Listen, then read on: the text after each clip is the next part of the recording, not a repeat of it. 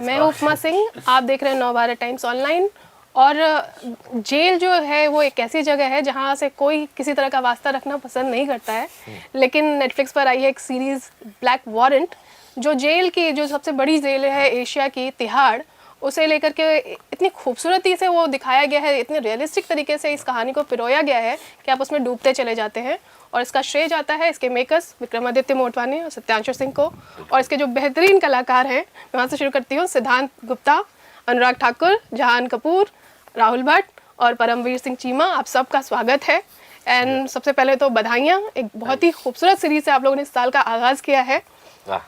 मैं सबसे पहले ये जानना चाहूँगी कि बहुत ही रियलिस्टिक फील है ना, बहुत ही, जैसे मैंने कहा कि हम एपिसोड दर उसमें डूबते जाते हैं। कितना रिसर्च वर्क था कि आप लोगों ने, मतलब किताब थी जिस पर काफ़ी रियल कंटेंट था आपके पास, बट ग्राउंड लेवल पे क्या कुछ रिसर्च रही आप लोग की? कुछ जेल वेल के में जा कर के काम किया, कुछ जेलर से मिले, कैदियों से, मतलब काम इन द सेंस देखा जाना सुना जो प्री प्रोडक्शन वर्क होता है। नहीं तो एक तो हाँ, नहीं रिसर्च तो बहुत सारा किया। रिसर्च वैसे होता है, मतलब तो इस शो में शायद दो तरीके का रिसर्च होगा। एक है जो एक्चुअल विजुअल रिसर्च जो करना पड़ता है, आप जेल जाओ और कैदियों से मिलो, you see it, you understand कि वो मतलब उसके अंदर होता क्या है, ऑफिस में क्या होता है, अंदर क्या होता है, बैरक्स कैसे होते हैं, वो सब। तो एक दैट टाइप ऑफ रिसर्च। दूसरा रिसर्च होता है एक हिस्टोरिकल रिसर्च होता है, जो which is more about factual, talking to mister Gupta, asking him कि उस ज़माने में ये कैसे करते थे, वो कैसे करते थे, आपके साथ क्या हुआ था, ये हुआ था। तो काफ़ी रिसर्च किया। सत्यांशु ने तो मतलब सुनील गुप्ता के साथ तो बहुत ही मतलब काफ़ी सारी बातचीत करके रिसर्च कर ली, and the teams also did a lot of research in terms of production design, costume. Every time you say Mr. Gupta, मेरी गर्दन Not this Mr. You are Mr. Sobra. Yeah, that's true. Like Gupta playing chores, so. And आप चारों का, because आप लोगों ने पूरा, आप लोग का दुनिया ही वही है ना, तिहाड़ में ही है, पूरा शो बेस्ड है, आप लोग की लाइफ बेस्ड है इस शो में। आप लोग का क्या, किस तरीके से तैयारी करी, किस तरीके से जो आप लोग का रिसर्च वर्क रहा अपना? मैंने सबसे पहले तो स्क्रिप्ट से शुरुआत की, क्योंकि सब टाइम समय कम होता है तो आप फिर बहुत ज़्यादा रिसर्च करने जाओगे तो जो स्क्रिप्ट है वो खो जाएगी। तो पहले स्क्रिप्ट में जितनी इन्फॉर्मेशन मिली वो निकाली, फिर मैंने बुक एक बार पढ़ डाली फटाफट, आधी पढ़ पाया मैं, क्योंकि मेरा फिक्शनल कैरेक्टर है तो मुझे बस वर्ल्ड जानना था, तो आधे में समझ में आ गया क्या हो रहा है नहीं हो रहा है। उसके बाद फिर सेट पे जब गए, क्योंकि सेट इतना खूबसूरत था, आपको लग ही नहीं रहा था आप तिहाड़ में नहीं हो। मुकुंद सर ने कितना कमाल का बनाया था, तो एक तो वो गया, फिर थोड़ा सा ऑनलाइन थोड़ी बहुत चीज़ें देखी, एंड फिर करते करते फिर वो वर्ल्ड समझ आने लग गया ज़्यादा जब हमने वहाँ पे किया ऑन सेट। ऐसा मेरे साथ तो ये हुआ। बिल्कुल, जैसे आपने कहा, दर्शक जैसे इस दुनिया में डूब गए थे, हम भी उसी दुनिया में डूब गए, क्योंकि सेट इतना सुंदर था, कॉस्ट्यूम्स वगैरह सारा कुछ। उससे पहले रिसर्च के तौर पे तो किताब पढ़ी मैंने, कई सारे इंटरव्यूज़ देखे थे सुनील जी के, शुक्र है कि उनके इंटरव्यूज़ थे ऑनलाइन, औरों के भी। तो वो रिसर्च तो काफ़ी किया, क्योंकि ये रियल वर्ल्ड से इंस्पायर्ड है, और इतना मतलब लोग इसके बारे में कम जानते हैं ज़रूर, लेकिन फिर भी लोगों ने इसके बारे में लिखा बहुत है, तो वो अच्छी बात है। और फिर सत्यांशु सर हमारा एक रिसोर्स खुद रहे हैं, उनसे जब बात करते थे तो वो बताते रहते थे और हमारा डिस्कशंस चलते रहते थे। तो और फिर मेन तो स्क्रिप्ट होती। एंड सुनील गुप्ता को आपने जो ढूंढा, जिस तरीके से ढूंढा, क्योंकि जो आप बोल रहे हैं इंटरव्यू जैसे जो हमने देखे, वो आज के समय के ज्यादा हैं, करेक्ट? उनके जो उनका लुक है, बिल्कुल जिस तरीके से आप दिख रहे हैं उस तरीके से हमने उनको नहीं देखा रियल में। बिल्कुल, क्योंकि वो अभी तो 65 साल के हो गए हैं, और ये कहानी एक 24 साल का एक नया ज्वाइनिंग की है कहानी। तो उसमें आपने उनको कैसे ढूंढा? पर मैंने उनकी वाइफ से पूछा तो उनको उनमें सुनील जी का जो बचपन था, एज इन जो ग्रोइंग टाइम था, ये दिखे वो, मतलब ये बहुत बड़ी कॉम्प्लीमेंट है मेरे लिए। लेकिन हाँ, वो इसीलिए मुझे लगा कि ये ज़रूरी था, जैसे आपने बिल्कुल सही कहा, स्क्रिप्ट में वो ज़रूरी था कि मैं अपने आप को उसमें डालूं, समर्पित करूं, और फिर कोशिश करूं कि वही है कि एक पढ़ा लिखा लड़का अचानक से इस दुनिया में कैसे सरवाइव करेगा, ये जानना ज़रूरी है। ये सवाल था, ये क्रिएटर्स का सवाल था, ये मेरा भी सवाल था, और ये ऑडियंस के लिए भी वही सवाल है कि यार ये कैसा हुआ होगा। तो बस सुनील जी के इंटरव्यूज़ देख के मुझे एक सेंस तो आता है कि वो कैसे इंसान हैं और इतने साल बाद भी वैसे क्यों हैं। शायद उनकी कुछ तो बात होगी, एक कंपैशन है, एक उनका एक थिंकिंग, उनकी एक थिंकिंग है, तो वो है। अच्छा, आप दोनों को जहान में क्यों सुनील गुप्ता नजर आए, कैसे नजर आए, कैसे ढूंढा? ऑडिशन देखा उनका जी, सिर्फ ऑडिशन देखा। उसके पहले आई न्यू ही वॉज, हम लोगों ने 2-3 बार मतलब मैसेज पे ऐसे बात कर ली थी, लेकिन कभी मिले नहीं। अभी मिले नहीं। वो क्या होता है कि जब ऑडिशन के टाइम अच्छा लगता है ना कि आप एकदम ऑब्जेक्टिव हो, किसी ने कुछ देखा नहीं है, आपको पता नहीं किस एक्टर ने क्या किया है, और अंधेरे कमरे में बैठ के कास्टिंग डायरेक्टर बताता है आपको कि ये देखो ये देखो देखो। Like that's how we saw तीनों का, मतलब 1 2 3 तीनों के ऑडिशन ऐसे देख रहे थे हम लोगों ने। रिमाइंडिंग ऑफ रॉय, अंधेरे कमरे में प्रोजेक्ट। करेक्ट है, मैंने जिंदगी में जो कुछ किया सर। राहुल, आप लोग का रिसर्च वर्क में कुछ अगर आप लोग को दोनों को ऐड करना हो? ऐसा है कि सत्यांशु जी ने काफी बहुत रिसर्च किया किया हुआ था था। इसके ऊपर। हम सबका सारा रिसर्च मेहनत उन्होंने की। इनसे हमने काफी बातचीत की ठीक है। और इनसे थोड़ा सा वो तिहाड़ की क्या जिंदगी होती है, क्या होता है, वो जाना। और खासकर इस कैरेक्टर को मैं थोड़ा सा I want to take risk. मैंने वो ऐसे ही मैं थोड़ा सा मैंने सोचा चलो या तो मैं औंधे मुंह गिरूंगा या तो कुछ ठीक होगा। तो हर सीन से पहले मैं अपने आप से बात करता था, कुछ अलग करता हूँ, कुछ टेढ़ा करता हूँ इसको। और मैं विक्रम के अनुभवी हाथों में था मैं, तो मुझे पता था कि गिरूंगा नहीं, गड़बड़ नहीं होने देगा। Because when you are with good director तो एक बात पता होती है एक एक्टर को कि वो उड़ सकता है, वरना आप उड़ोगे और निकल गए कहीं। वही नहीं। अगर वो अच्छा डायरेक्टर हो तो यू बिकम ए काइट। तो वो आप परिंदे नहीं हो जो उड़े, आप वहां जाओगे तो वो खींच लेता है थोड़ा, अच्छा इधर आ जाओ, आप इधर जाओगे तो ऐसा। तो उड़ना भी है मगर पतंग की डोर तो वो मैंने समर्पण किया था अपने डायरेक्टर, जितने भी हमारे चारों डायरेक्टर्स थे इसमें, और सब ने अपना अपना जो अनुभव, उन्होंने डायरेक्टर्स ने बहुत रिसर्च किया था इसमें। जो छोटी छोटी बातें हैं कि तिहाड़ नहीं बोलना है, तिहाड़ बोलना है, ऐसे चलते हैं, ऐसे रुकते हैं, ऐसे खाना खाते हैं, यहाँ ये होता है, इधर से पानी पीते हैं। तो वो सारी जो दुनिया इन्होंने क्रिएट की थी, जब मैं पहली बार सेट पे आया तो मुझे लगा वाकई में मैं जेल में आया हूँ, जबकि सेट था वो। और वो प्रोडक्शन डिज़ाइन इस सीरीज का इतना इमैक्युलेट, इतना कमाल का प्रोडक्शन डिज़ाइन है कि दैट यू लिटरली फील कि, वरना लोग जब सेट पे जाते हैं जनरली लगता है कि हम सेट पे आए कहीं सेट पे आए हैं, अच्छा ऐसा है, ये तिहाड़ बनाया इन्होंने। यहाँ तो जो पुलिस जेल वाले आए थे उनको लगा रहे मैं वापस आ गया यहाँ पर। सो इट वाज सो, जब आप उस माहौल में जाते हो एज एन एक्टर तो ये सारी चीजें आपको बहुत हेल्प करती है। बिल्कुल एक माहौल बन जाता है। एक वो जो अनुभवी डायरेक्टर होता है वो एक एक्टर के लिए इतना माहौल खड़ा कर देता है कि वो उस एक्टर स्लिप इन हो जाता है फिर धीरे से। It helps him. राहुल, कई लोगों का ऐसा मानना है जिन्होंने देखा कि अगली के बाद ये जो मतलब जो आपका पोटेंशियल है, टैप करने वाला कैरेक्टर आपको मिला है, जिसका आपने मतलब जिसको आपने ज़ाया नहीं किया है। बहुत मतलब आपका एक सीन है जो जब वो थाली बजा रहे होते हैं जेल वाले, है ना, एंड द वे यू से अब बजाओ ना, डैट बजाओ, ऐसा लग रहा है जैसे आप बोले ना अब दिखाता हूँ सबको। Do you agree with it? नहीं ऐसा, हाँ आई एग्री कि I am so thankful to Vikram to even इन्होंने मेरे बारे में सोचा। मैं इनका बहुत बहुत शुक्रगुजार हूँ।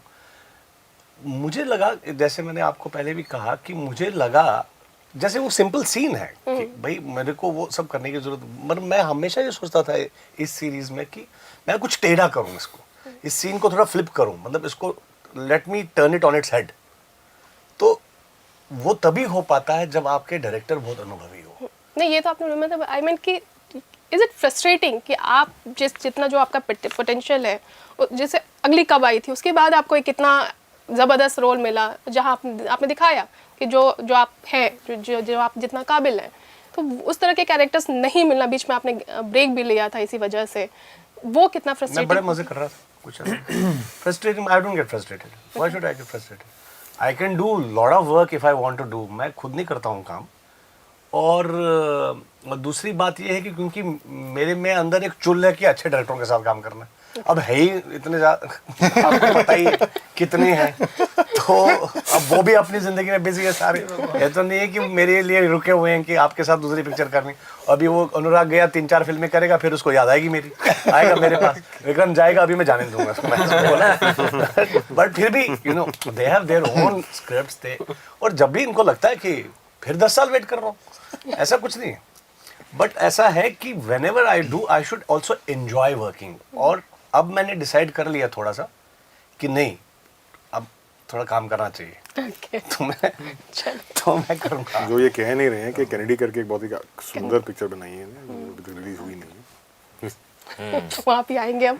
पर मीर, आप भी, आपने जैसे मैंने पढ़ा कि 5 साल आप यहाँ थे, स्ट्रगल किया, फिर आप घर चले गए थे, फिर आप मतलब ऑडिशंस करते गए, चपंक हैपन, एंड फिर ये, तो आप टब्बर, सबसे पहले टब्बर हुआ। टब्बर, हाँ टब्बर है नहीं, तो आपके लिए भी मतलब ये जो है, आपको लगता है कि देर से समझते हैं पोटेंशियल, या वक्त आपको लगता है कि जब वक्त मिलता है तभी होता टॉपर है? में तो मैं तो काम सोचता हूँ देख मुझे लीजिए। देखा मैंने, मैं तो टब्बर भी सोचता हूँ मैं देखा, lucky था चमक कि भी मुझे देखा। जल्दी मिल गया। नहीं तो लोग बहुत टाइम तक वेट करते हैं। एक्चुअली 5 साल तो मतलब कुछ भी नहीं था। मैं 12-12, 15-15 साल से बैठे लोग देखता हूँ जो कि टैलेंटेड भी हैं। वो भगवान का हाथ भी बोलते हैं ना कि है, शायद वही था। तो वो हुआ, टब्बर हुआ, चमक हुआ, सपने हुआ, फिर ये वो ब्लैक वारंट हुआ। और हाँ, बहुत मज़ा आया। और सेट पे रिसर्च वर्क सब बता वो तो था ही। बाकी हम अपनी पर्सनल चीज़ें डिस्कवर कर रहे थे, मैं एक दूसरे के साथ बात करके कि क्या लगता है ये क्या होगा, यहाँ कैसे आया। जैसे मुझे था कि फादर एब्सेंट हैं, तभी छोटे भाई को लेके थोड़ा अपने वो बड़े भाई वाली ज़्यादा फीलिंग तब आती है ना। तो फिर विक्रम सर ने बोला पहले दिन ही जब हुआ था, मैंने कहा सर ठीक लग रहा था, बड़े भाई वाली फील आ रही है। तो मैंने कहा तो वो फिर और समझता गया कैरेक्टर को मैं। और वो डिस्कशन हुआ कि फादर अल्कोहलिक रहे होंगे, मर गए या वैसा कुछ, कि उस किस वजह से वो टेंशन चल रही है, वो सब हुई। और एक जो सबसे इंटरेस्टिंग चीज़ है, मुझे किसी ने बोला कि यार तेरे घर की कहानी नहीं दिखाई गई, वो मुझे क्लियर करना था। क्योंकि अगर आप देखो सुनील गुप्ता की के पॉइंट ऑफ व्यू से सारी कहानी है। सुनील 7th एपिसोड में जब मेरे घर पे आता है, वो बोलता है कि यार तू कुछ बताता ही नहीं है। करेक्ट। तो जितना उसको पता है, इसको ही नहीं पता था हाँ मुझे। उसको ही नहीं पता, तो घर पे कैसे जाएंगे हम। तो वो मैं बार बार सोचता मैं, यार ये किसने गलत रिव्यू दे दिया। तो वो कुछ चलो किसी ने तो दिया। कोई मतलब ये है ना, अब उनको स्कोप दे दिया कि अभी लोग वो भी जानना चाहते हैं हाँ, कि उसके पीछे की क्या मतलब कहानी है, क्योंकि ये उसकी सारी लेके। कहानी जो वो- सुनील को पता है उतना ही, जो बताया तो सुनील को बेहतर नहीं किया पता वो नहीं बताया गया। तो वो मेरे लिए भी सुनील, तू पता कर यार। पता करो, कोशिश घर कर रहा जाओ, हूँ सर, कोशिश कर रहा मम्मी से हूँ। ज्यादा फोन किया करो आप। अच्छा जहान, आपका जैसे मैंने शुरू में भी कहा, डिस्कवरी ऑफ 2025 कहा जाता है, जा रहा है, कैसे आप लेते हैं इस चीज़ को? एंड दूसरा, जैसे आप इतनी लेगेसी है जो आपकी, आप कपूर खानदान से की विरासत को आगे बढ़ा रहे हैं, जी। तो आपने लेकिन यूजुअल जो पाथ है कि फिल्मों से स्टार्टिंग है वो आपने नहीं किया, थोड़ा लाइमलाइट से दूर रहे, थिएटर से शुरुआत करी आपने, उसकी क्या वजह रही? और जानना चाहेंगे। ये सब मैंने ऐसे सोच के जानबूझ के नहीं किया, ये ऐसा हो गया। ओके। पहली बात ये है कि मतलब डिस्कवरी आप कह रहे हैं, ये मतलब शुक्रिया, मैं बस मानता हूँ कि चलो ये जो हम सब की मेहनत है, ये इसका फल है। मैंने थिएटर से शुरुआत इसलिए की क्योंकि वो मुझे मतलब प्यार हो गया था थिएटर से। मैंने वर्कशॉप किया था कई साल पहले सुनील शानबाग सर के साथ और नीरज कबीर सर के साथ, और मैं उनको असिस्ट कर रहा था। उन्होंने मुझे शामिल किया उस वर्कशॉप में कुछ एक्सरसाइजेस के ज़रिए, मुझे बहुत अच्छा लगा। तो पहली बार मैंने सोचा कि चलो मुझे इंटरेस्ट है इसमें, परफॉर्मिंग में, तो क्यों नहीं मैं और सीखूं। और फिर सिलसिला शुरू हुआ, और कई साल बाद अब आप कह रहे हैं कि डिस्कवरी हो गई, तो मतलब वही तो, सफ़र तो बड़ा लंबा है वैसे तो। और मुझे बहुत पसंद है सिनेमा थिएटर दोनों, कहानी, और मैं बहुत कोशिश करता हूँ कि मैं सीखता रहूँ तरह तरह की चीज़ें उसके इर्द गिर्द, प्रोडक्शन से लेके एग्जीक्यूशन, पोस्ट प्रोडक्शन हो, लाइटिंग, डिज़ाइन वगैरह वगैरह सब थिएटर में। तो वो मैं बस कर रहा हूँ। चॉइसेस की बात है, वो जैसे मैंने कहा कि मैंने ये जानबूझ के नहीं तय किया कि मैं अलग करूंगा ताकि मैं अलग तो दिखूं। यूजुअली क्या होता है, जैसे आप परिवार में देखते हैं सबको, जी। जो आपके कजिन्स हैं सब स्टार्स जी। हैं, तो वो देख के भी होता है ना कि I want to do like, हाँ जी, I लेकिन want to मेरी be like परवरिश them. थोड़ी सी अलग सी हुई थी। तो क्या है कि दादाजी तो रिटायर हो गए थे जब, मतलब मैं जब पैदा ही हुआ था करीब करीब उसी वक्त। तो मैंने उनको दूर से देखा सब कुछ। तो वो मेरे मैं पास से ये सारी चीज़ें नहीं देखी। पापा फिल्म मेकर हैं, रहे हैं, ad film maker, mummy photographer है। तो क्रिएटिविटी ज़रूर थी दुनिया में मेरी, लेकिन सिनेमा एज सच। नाना जी भी आपके लेजेंडरी शोले बनाए हैं, रमेश तो सिप्पी जी। जी बिल्कुल, लेकिन मैंने ज़्यादातर एज अ ऑडियंस मेंबर ही मैंने इन सारी चीज़ों को अनुभव किया। तो धीरे धीरे फिर मैंने उसमें अपने आप को डाला, सीखना शुरू किया, और फिर जैसे अपॉर्चुनिटीज़ मिली मुझे, मैंने अपनाने लगा। तो फराज, फिर एक और सीरीज़ की मैंने, वो अब तक बाहर नहीं आई, और फिर ब्लैक वॉरंट। तो देखते हैं अभी आगे क्या होता है। क्या बस एक चीज़ और कि जैसे हमने कहा दादाजी रिटायर हो गए थे, जी। शशि कपूर जी लेजेंडरी, एंड आपके जैसे मैंने जो कहा नाना जी, नाना रमेश जी, सिप्पी, इनसे डिस्कशन नहीं होता कि शोले के बारे में तो हर कोई जो भी जिससे प्यार भी है सिनेमा को, ज़रूर तो ज़रूर, वो बिल्कुल। लेकिन ये डिस्कशन तो होती है, लेकिन ज़्यादातर बीते हुए चीज़ों के बारे में नहीं होते हैं। जो हाल ही में चल रहे हैं वो उनके बारे में डिस्कशंस होते हैं। तो मुझे याद है कि दादाजी ने कभी मुझे ऐसे फोर्सफुली अपनी पिक्चरें खुद नहीं दिखाए। तो जो आजकल के जो माहौल है या उनके बारे में जो नए नए फिल्में आए हैं उनके बारे में चर्चा होता है, तो वैसा रहा। और जहान को बहुत दूसरी एक एक्टिंग के सिवाय जो दूसरी छोटी छोटी चीज़ों की इतनी नॉलेज है, लाइट, बैकग्राउंड, ये वो टेक्निकली इतना कुछ सीखा है मैंने इससे। मुझे बहुत अच्छा लगता है। मैं भी एक डायरेक्शन में भी इंटरेस्ट है आपका आगे? हर चीज़ में इंटरेस्ट है वैसे ना। सब बहुत चीज़ में। क्राफ्ट की बात है, पैशन की बात है, कहानीकार बनना है तो वही है। और सर जैसे जो एकदम पैशनेट है फिल्म मेकर, वो तो उनसे कितना सीखने को मिलता है, क्योंकि हर चीज़ में इन्वॉल्व होना मुझे लगता है अच्छा है। सिद्धांत, आपके लिए मतलब आपने अपनी पिछली सीरीज में पंडित जवाहरलाल नेहरू प्ले किया था, इसमें आप चार्ल्स चोपड़ा, और क्या कमाल का, मतलब आपने जहाँ भी आते हैं आप, जैसे आपने बोला एग्जिट फेल्ट, आपकी एंट्री भी उतनी ही फेल्ट थी, है ना? तो इसके लिए आपको कुछ मिला था टाइम? आपने बोला था पिछले सीरीज के लिए आपको ज़्यादा वक्त नहीं मिला था तैयारी करने के लिए। आई थिंक टाइम मेरी किस्मत में नहीं है अब। बहुत टाइम मैंने कितना टाइम नहीं एक्चुअली ये कैरेक्टर्स इतने बड़े हैं ना कि इनके लिए जितना वक्त मिले उतना कम है।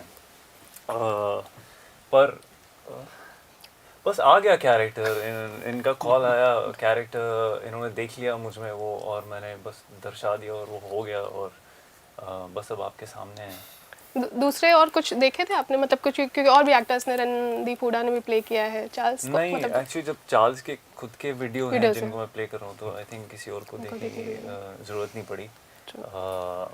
बस वो काफ़ी था एक्चुअली उनको स्टडी करना, उनकी आवाज़, उनकी सोच, उनकी बॉडी लैंग्वेज।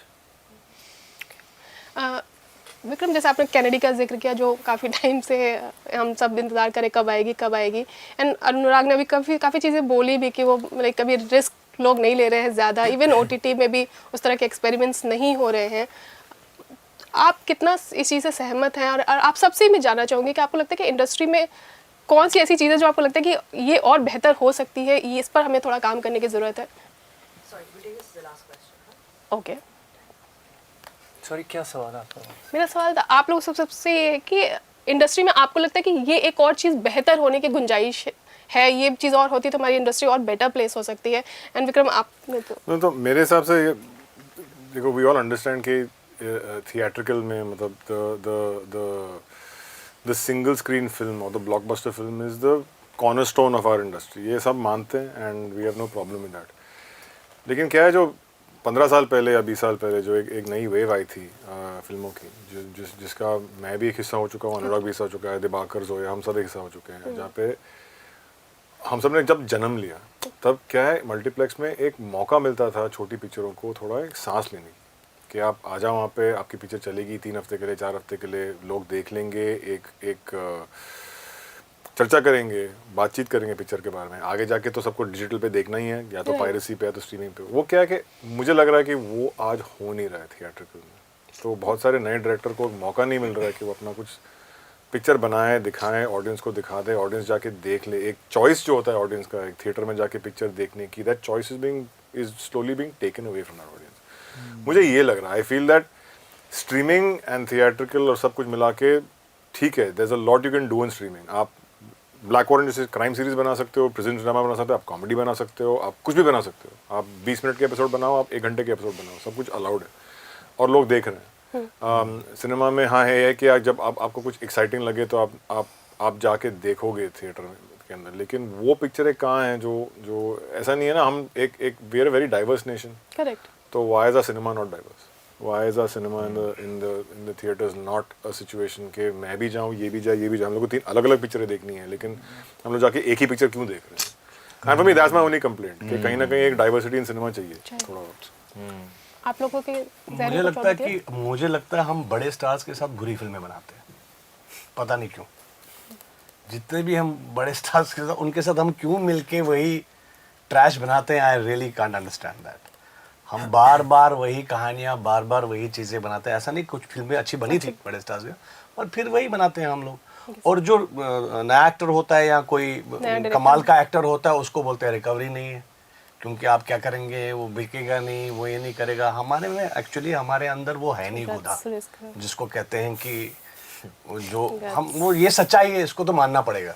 जैसे हॉलीवुड में एक नए लड़के के साथ वो बड़ी ब्लॉकबस्टर पिक्चर बना सकते हैं, ह्यूज, वो करते हैं। हम नहीं कर सकते। हमको बोलेंगे कैसे, कितने थिएटर में लगेगी, और थिएटर में लगेगी तो लगेगी, लेकिन शो नहीं मिलेंगे। So all these things, I mean these are the issues, but I hope it's slowly and steadily changing, but And these अच्छी are बात the है, issues. with these platforms, Netflix and other platforms, Yeah. कि हमें मौका मिल रहा है, otherwise तो कभी ये टाइम ही नहीं आता कि इतने टैलेंट्स पे इन्वेस्टमेंट होती है ऐसी। जैसे मैं अपनी जुबली की बात करता हूँ, वो कभी बनता ही नहीं है, एज इन हम लोगों के साथ, एंड ब्लैक वॉरेंट हम सब के साथ। सो आई थिंक these चेंज आ रहा है, पर platforms नहीं होते तो नहीं बनता। थोड़ा स्लो है। आई जस्ट होप उसकी रफ्तार थोड़ी सी बढ़ जाए, लापता लेडीज एंड लोगों की तरफ से भी आई होप एक्सेप्टेंस बढ़ जाए, बिकॉज मुझे लगता है बहुत इमोशनल लोग हैं हमारी देश के, विच इज़ बहुत अच्छी बात है वो। पर एक acceptance towards the new talent, because I think ये जब से वेब सीरीज़ आई है तो लोगों की, जब वो देख रहे हैं, उनको भी दिख रहा है परफॉर्मेंस क्या है। और एक बार आप रियलिटी फील कर लेते हो तो ऐसे भी लगता होगा यार ये क्या देख रहे थे हम इतने सालों से। ऐसी फीलिंग तो आती होगी ना, एंड नाउ दे एक्चुअली, जब आप रियलिटी फील करते हो एक नए एक्टर्स के थ्रू जो क्राफ्ट को पकड़ के चल रहे हैं, आई थिंक वो एक नई भाषा है। सो आई थिंक जो हो रहा है सही हो रहा है, बट स्लो हो रहा है। कुछ आप ऐड करेंगे? नहीं, बस सेकंड सीजन का क्या प्लान, कब ला रहे हो? कि हम लोग बहुत इंतजार है बेसब्री से। अभी हम दुकान पे जाएंगे, जाके वो किताब खरीद लेंगे, फिर चलिए, all the very best. Thank you. Plan तो होगा इसका ना, सेकंड सीजन का बताइए कब क्या कर रहे हैं? कोशिश जारी है। All the best, Thank you. Congratulations once again. Thank Thank you. you. Thank you.